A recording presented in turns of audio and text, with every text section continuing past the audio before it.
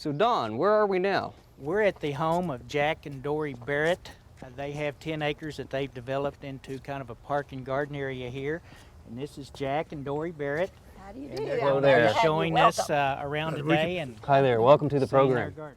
We're going to give you a little bit of a history, how we came to have this land in this beautiful park. Okay. Jack and his father started buying up land in this area 50 years ago. And they eventually had 100 acres, but never had this particular 5-acre plot because it was owned by people out of state. They had no reason to sell it, and so we worked 40 years to try to get it. Finally, we made them an offer that they couldn't refuse, so they sold it to us in the 90s, early 90s. And so as soon as we had this beautiful land, we started clearing. And he had that bulldozer out practically the next day after the check was cashed. And that started us thinking about what we wanted to do. All this beautiful area here had to be cleared, and then we called in Betty Clarke. You will meet her. She is our landscape designer. She took the original plan and just ran with it. And this is much her creation, as well as 2 other employees that we have who have worked so hard and devotedly. Joe Cole has done the grass and the trees, and Ronnie Hopkins is our builder. He built this deck, all of the pathways, and we've kept them all busy ever since. Well, they work full time. It's an extensive project. I really love this deck, and you guys have a reunion here occasionally? We have several civic functions here during the year. We have family gatherings, and we have Jack's Navy buddies. Jack was a World War II frogman. Wow. And they have been here for reunions.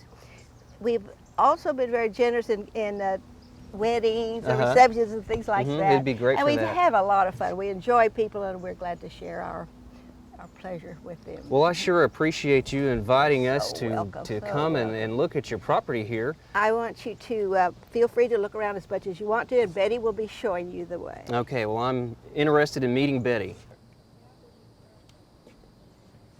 Hi, you must be Betty Clarke. Yes, I am. Nice to meet you. Welcome to our program. Thank you. I hear you're the gardener that takes care of these wonderful grounds. Yes, I am. Do you mind showing me around? No, I'd love to. This is the bed that we designed just to kind of look over the deck. It was such a pretty slope, and so we have some sun coleus in there and a lot of shade plants and a Japanese maple bloodgood. Good mix of colors. And you have some containers right up here? Yes. We always try to have a big container, a mixed container here. This is terracotta million bells, and these are both sun coleus. I love that terracotta million bells. It's a fairly new plant. Yes, it's real pretty. The only problem with the sun coleus is they get so large they take over the pot, but they're beautiful. Very beautiful. And up here we have some hydrangeas, looks like it. Yes. A few more containers. We have Madame Emile here. In these 2, it starts out white and then gets to be just a slight pink tinge to it. Oh, that's really pretty. They are very nice. Well, see, we have another hydrangea right here. Yes. Which is this one? This one is Annabelle, and it requires a lot of water and has these wonderful large white mop heads. And when they start to go, they turn this green color. So that they come out white and then they kind of fade to this green. Yes, Well, this is a really nice plant. This plant, Annabelle, was hybridized from a species of hydrangea that grows in eastern Oklahoma. So this is an offspring of one of our native hydrangeas. How nice. Yeah. Well, I'm glad we have some. Well, let's take a look at this shaded bed out here by the pool. Okay.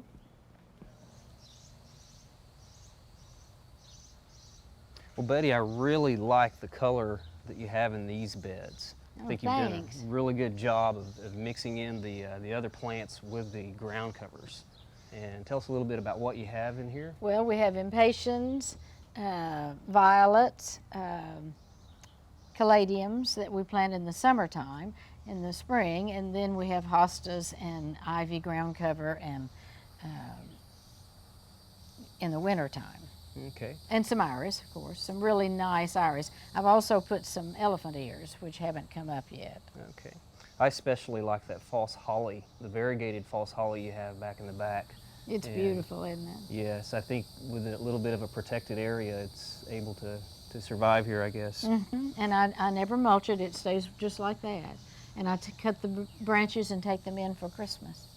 Well, I see on the other side of the pool you have a holly fern, and that's a really nice fern. How long has that been here? It's been here 5 years. I put it in 5 years ago.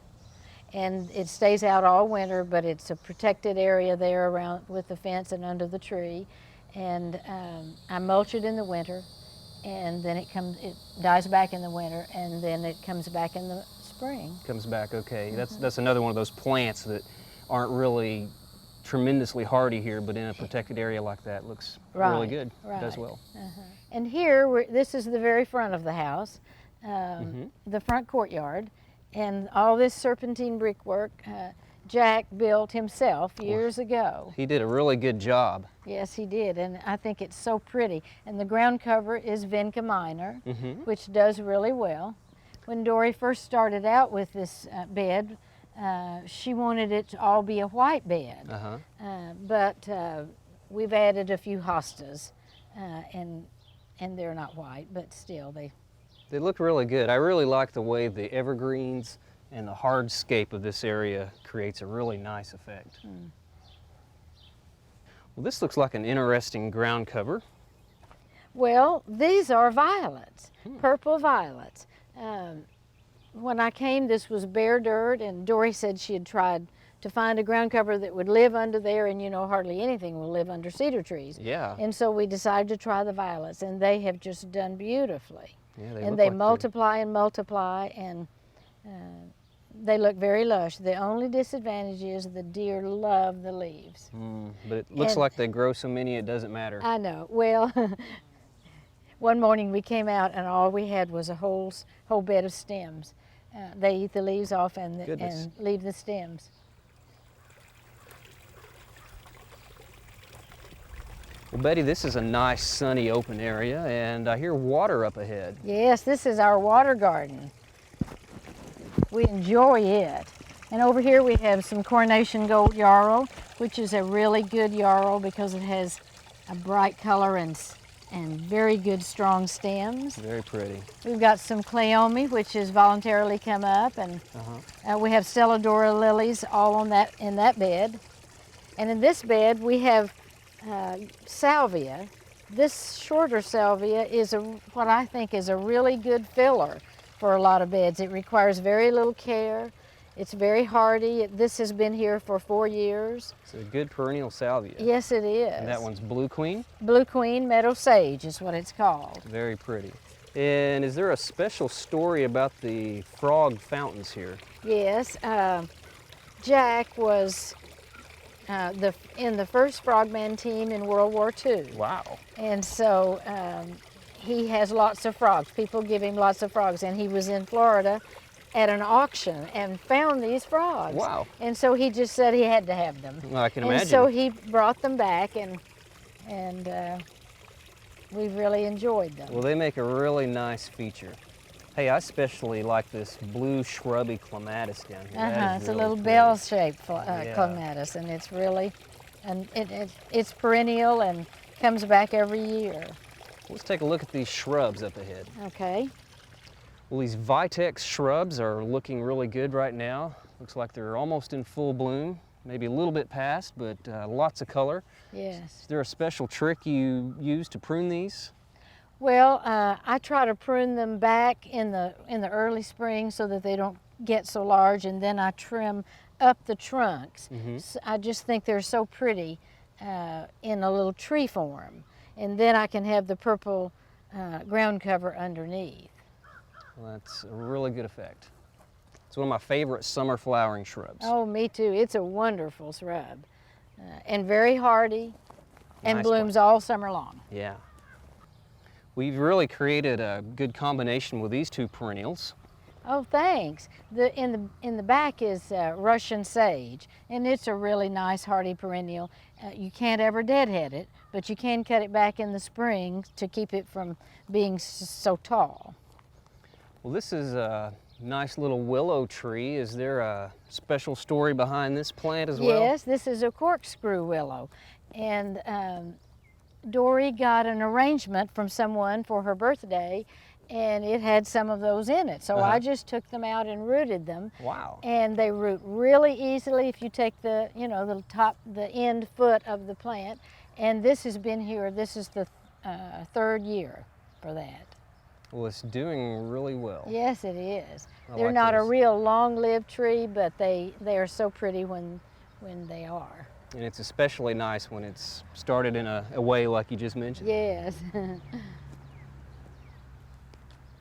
It's kind of fun. Well, looks like you have some art in your garden in this location. Yes, all this ironwork throughout the whole garden came off of Jack's parents' home. And so we just thought it would be neat to kind of have an unusual flower bed. Well, it looks really good. The daylilies are particularly showy. They're a nice old daylily. They're called Little Red, and they stay small all the time. I also like the grasses and the hibiscus you have in the background. The hardy hibiscus, and these grasses are feather reed grass. And they've only been here 2 years. They're awfully nice. They're looking nice. Well, Betty, what do you call this garden right over here? This is our cutting garden. And we just have a variety of flowers that can be cut and taken in. The zinnias are all volunteer from last summer. Really? That's quite a display from just some free plants. Oh, aren't they pretty? And this is yarrow paprika, which is really nice. The color is that bright red. And then we have cleome and coreopsis and yarrow and hollyhocks, which we've started all the hollyhocks here in the greenhouse. So you get lots of nice bouquets from this garden. Yes, yes. That's a nice coleus in the urn there as well. That's a sun coleus also. Everything we have this year are sun coleus. Well, this looks like a nice, cool retreat. Yes, this is what we call our little sitting area. And it's pleasant to come sit down in the afternoons late and have the chimney lit. And we have shade plants in there, hostas and begonias and Virginia in there. Looks like And a the nice- birds love the bird bath. Oh, I bet they do. Just looks like a nice place to come and relax. Yes.